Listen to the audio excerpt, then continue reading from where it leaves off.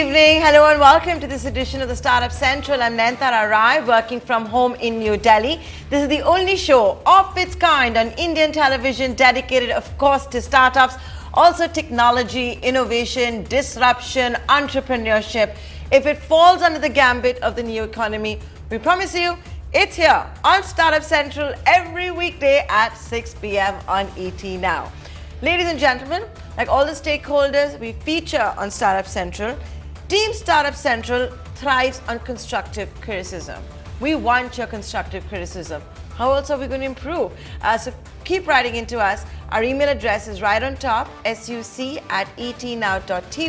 I can also be reached out directly on Twitter. Now, this is the big story that we're breaking exclusively right here on Startup Central. The flashes should be on your screens, and here it goes. We told you at the start of the show how PUBG, the South Korean game maker, has broken up, severed its ties with China's Tencent in India. Just a few days ago, PUBG was part of the 118 apps that had become the new ones to be banned by the Narendra Modi government. A few days later, this is the public statement that is being released first by PUBG, saying it respects the Indian government's decision and will be severing its ties in India with Tencent, acting as a distributor for the PUBG games. Tencent has also come out formally to announce that in India, it will not be distributing the PUBG games, and PUBG will be doing it on its own, publishing and distributing the games. So then the big question is, if all of you are missing PUBG, and if Tencent from China and PUBG have broken up and severed ties, will the Narendra Modi government allow PUBG to be in India? Not immediately. That's what we at ET Now understand exclusively. It doesn't mean that just because Tencent and PUBG have severed ties in India, the ban is going to be automatically lifted. Like in the case of TikTok, like in the cases of all the 222 apps that have been banned by the Modi government, a detailed questionnaire was sent to all of these apps, including PUBG. In this, 24 questions were around ownership, the company structure, and all of that. 2 questions were on public redressal. The balance, 50 plus, all had to do with data, security, server location, data harvesting, and all kind of questions to ask if these apps are indeed snooping on Indians once the app is downloaded on devices, whether it's tablets, whether it's PCs, or whether it is mobile devices. So if PUBG wants to be in India, it's going to have to satisfy the Modi government on all 77 accounts. So what kind of questions are we talking about? The government will want to know if PUBG, for example, is not sucking out and harvesting data from the user's devices. If PUBG is going to have to show what it does and intends to do with the user data it is collected and will be collecting. PUBG will have to also show that it will not host data outside of India. It will have to prove to the government it doesn't enable the prevent phone from sleeping option.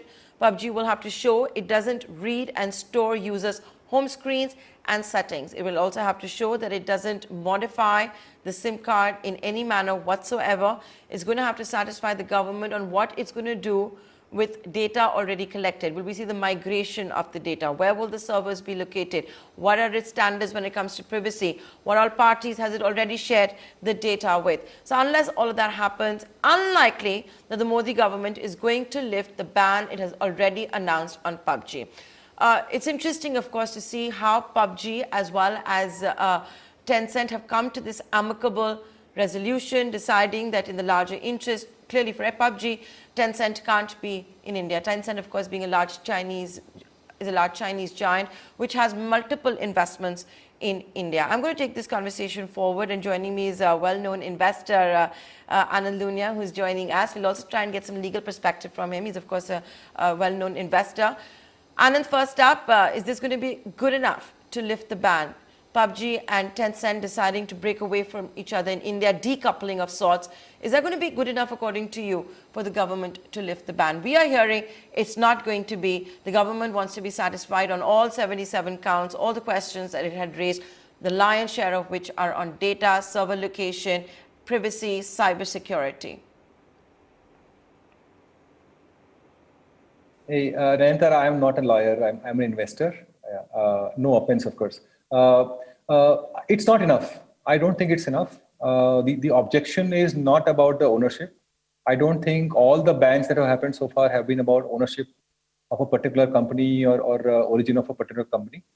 I think this matter is about snooping, about security concerns, about apps not following guidelines, collecting unnecessary information and storing information. We don't know to what ends, right? And I think banning is the first step. Companies are trying to find a way out. TikTok is trying to make a comeback into India in some form or the other. PUBG is trying to say, okay, can we decouple with Tencent, and will that be enough? I don't think so. It should not be enough. I think we need strong deterrents, and I think we need to find a proper longer-term way of controlling these things. We're also soon going to be joined by Kirti Singh, the co-founder at Hitwicket Superstars. But till then, Anand, I just want to let you know that another guest will be coming on the panel. I've just highlighted what the Indian government's stance could be. This is an ET Now exclusive story, unlikely to lift the ban unless all 77 questions are answered. These are the same 77 questions which have been sent to all the 222 entities which have been denied entry in the recent times. All of them are, of course, Chinese. There is a China connection at play. What do you make of that? The fact that the government is unwilling to do it unless it's satisfied. Is that the right way to go? The fact that the Chinese angle is being removed now from PUBG with the breakup with Tencent, it should result in an automatic lifting of the ban. I am so glad with it, right? The government is not saying that this is about the ownership. It shouldn't be. Right? It should be about the violations that they've committed. Right?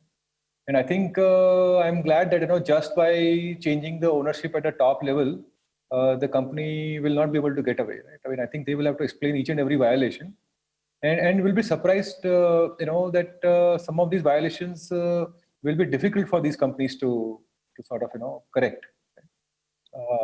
I'm glad with that statement, and I think they should stick to it. I would like to see that these companies don't make a comeback just by doing cosmetic changes.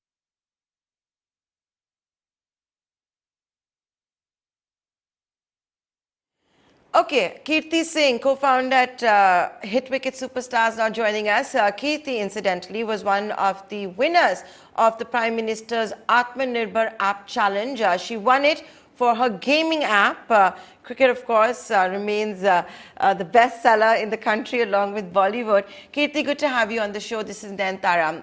We've also got Anand Lunia with us. I wanted to ask you, as far as PUBG goes, PUBG and Tencent have severed ties, announced a breakup of sorts. We are being told the Modi government is not going to be impressed by just that. It's not going to be impressed by a press release being issued. Neither Tencent or PUBG, we understand from our sources, have even reached out to the Modi government. My question to you is that with this void that has been created, first of all, by PUBG in the last few days, have you been a beneficiary? Have your peers in the gaming industry been beneficiaries so far already? Yeah, so again, when it comes to game, it's like really deep. And just because a particular void is there, it doesn't mean that, it gets filled up very fast. Because even for a game like PUBG to become such a rage, there are a lot of years of hard work and, effort that has gone into making what it is today. So right now, it's not that, somebody can immediately benefit out of it. It's more like a long-term vision where people see that, there's a massive opportunity for a world-class game in India. Indians are aspiring to play world-class content, and that is the opportunity that we need to build towards. And I think whatever the government is doing is pretty much on the lines of that. It's not what gaming is right now, but what gaming is going to be 2 years or 3 years down the line. Interestingly, I saw that, New Zealand's Prime Minister Jacinta, she hopped onto Twitch and there was a post that, this is how you engage with your future voters. So I think everything that's happening right now is probably keeping in the long-term vision that what gaming is. It's a new age soft power and it has to be taken very seriously. Every decision that the government takes has to be addressing the deeper root causes. And like Mr. Lunia mentioned, that it is not about the cosmetic changes that you make. It's about, how deep the problem is and are you addressing each of those things or not. I take your point, Kirti. I take your point. It's a fantastic example also you're drawing about what the Prime Minister in New Zealand has done on a gaming app, and this is clearly the future. And let me just pick it up, take forward from that. You're saying cosmetic changes are not going to be good enough. What was also very interesting is that in the latest list of apps being banned, 2 of them were VPNs for TikToks. But my question is, I understand the border dispute, what has preempted the government's stance on all of this. I accept that, I take that point. But is India also making a case by doing what it has in the last few weeks that only Chinese apps, snoop, or that only Chinese apps collect data and migrate it to other servers not located in India, that only Chinese apps harvest data? I don't think so. Has the government said that? They happen to be from a particular country. I don't think that the government is saying that this is about Chinese apps. Right? I think we are interpreting, because of correlation with this. Otherwise, this thing has been going on, and I'm sure that the government will extend it to all the apps. Right? However, there are rules, Nayantara, about how Indian citizens are supposed to deal with countries in the neighborhood. Right? I mean, for example, as a venture capital investor, I can't raise money from our neighboring country. And we've now included China in that list. So I think it is in that context that the scrutiny is higher on apps owned by neighboring countries, and particularly neighboring countries where we don't have good relationship. So it is in that context. But I do believe, however, you're right, that we should extend the scrutiny to the people who sort of have had a very big free ride in India, including Google, Microsoft, and Facebook and Twitter. They've been sort of running unregulated in the country for a very long time, and I hope that the government takes notice of how they're operating as well. Anand Lunia, I take your point about neighboring countries sharing borders, how a lot of countries have special rules and laws and guidelines. But right now, as things stand, it would seem India's reaction has been so far against China. The scrutiny has been directed at China. The bans have been directed at China. Isn't it time we also have maybe holistic guidelines for all countries, maybe a special focus on those that we share borders with, land borders with? The good part is this is our country, and every country should have separate rules for neighboring countries, particularly with hostile relationships. Right? It should be that way. However, that should not excuse other countries, right? And I think India has one of the largest markets. Most of these companies are not running essential services. I mean, for example, TikTok was banned, right? I mean, it's been quite a few weeks since it was banned, probably months now. We haven't seen people running on the streets and protesting, saying that they want TikTok back, right? I mean, people have found other solutions. People are okay. So these are not essential services for which we pay a price in terms of national defense, right? The difference should be there, but this should not also mean that companies from Western countries get a free pass. We need to scrutinize them also, right? If this is snooping, on the other end, there are apps like Twitter and Facebook which are being used for propaganda. We need to scrutinize both. Kirti Singh, please let me come to you now. You've just heard, and Anand Lunia is here to represent what the views of the investor community are at the moment. So let me ask you this one other question. As someone who's won a hackathon, a challenge that was announced by the Prime Minister, I'm sure your visibility has really gone up. I'm not saying you were not doing well before that, but obviously your visibility would have gone up a lot more. You would have seen a lot more traction after the winners were announced. After that, you've had so many apps that have also been banned. So from a founder's perspective, and as someone who's part of the gaming fraternity, yes, you of course stand to benefit. But is this the level playing field? You still have to, if you have harbored dreams for being overseas, you're going to have to compete with a lot of these apps globally. You will have to compete for space and eyeballs with PUBG globally, maybe not in India. Point, and it applies to any digital product. If you're talking about globalization, one of the biggest advantages is that anybody sitting out of any place has access to the best quality products out there. right? And that is what the whole online world is trying to bring to the user, right? Irrespective, even if you're sitting in a small remote town, Amazon is going to deliver the electronic that you always wanted. So the competition is fierce, the bar is high, and I think it was a very right message that our Prime Minister addressed in his Independence Day speech. He said, "Make in India for the world." And I think that's where our standards should be. It should not be that you're making in India, assuming that, okay, India is my market. No, you got to make world class products because Indians are aspiring. They're already using world beating products. And you can't expect them to use just because you're made in India. So I think the bar will have to be that high. People will have to strive that world class quality, and it's not going to come in easy. But the advantage that we have is that, yes, as a homegrown developer, you understand the market, you understand the users, you know what resonates with the pulse of the users. So the future is very promising. It will require effort and focus, but I have no doubt that India can be on the world map for mobile gaming. At least I see that happening in the next 2 to 3 years for sure. So, Kirti, when you say that, and that was, of course, a clarion call, but what has also happened in the interim, ever since the app ban was announced, was a lot of Me Too models. I apologize for calling it that, but for example, we saw short video apps becoming a rage. There were so many announcements on that front, and to be fair, it's not just from India. Even someone like an entity like Instagram came out with Reels. It preempted the Reels release in India as well.